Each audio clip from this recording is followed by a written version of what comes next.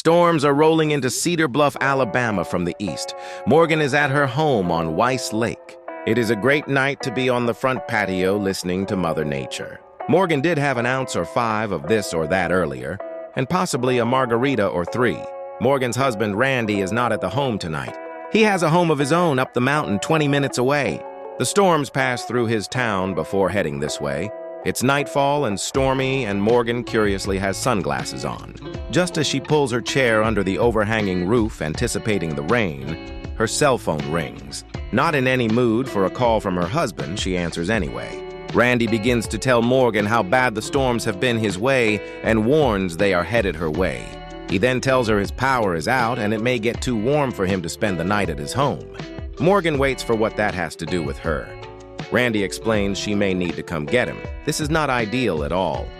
Morgan is feeling just right and all the way settled in the night winds. She asks Randy to give it some time and call her back if it goes on and on into the night.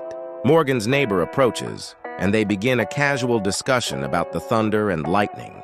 It seems as if no time has passed when the ring of the cell phone blares louder than the thunder. It is Randy once again. This time there is urgency in Randy's voice. He tells Morgan that he is burning up and is stuck with no power and no flashlights. He knows he needs to get to her house instead of suffering there. Then worst of all, he says, "My truck is locked in the garage. I will have no way to work."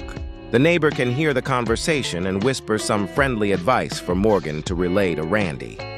Guess what? There is a solution. For electric garage doors, a string or cord hangs down from the unit. Pull this and voila, the door comes away from track in such a way Randy could manually raise the son of a gun. Morgan, not letting on her resourceful neighbor knew this to be obvious, tells Randy what can be done. Randy quickly tells Morgan the rope looks very weak. He says it might break and that trying that method is just too much trouble.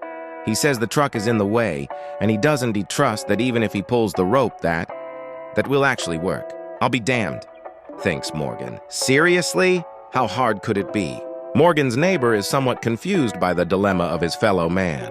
What's the difficulty? Rope, pull, back truck out.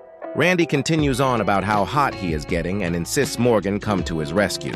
Against somewhat better judgment considering the cocktail Morgan has had, she doesn't put it off. She goes and scoops up his elder ass. As she arrives at Randy's home, it is all she can do to not check out the condition of that rope and see if she can do what Randy couldn't possibly manage, but she doesn't grandstand. She just shakes her head. On a whole technicality, Randy is able to go to Morgan's house that night.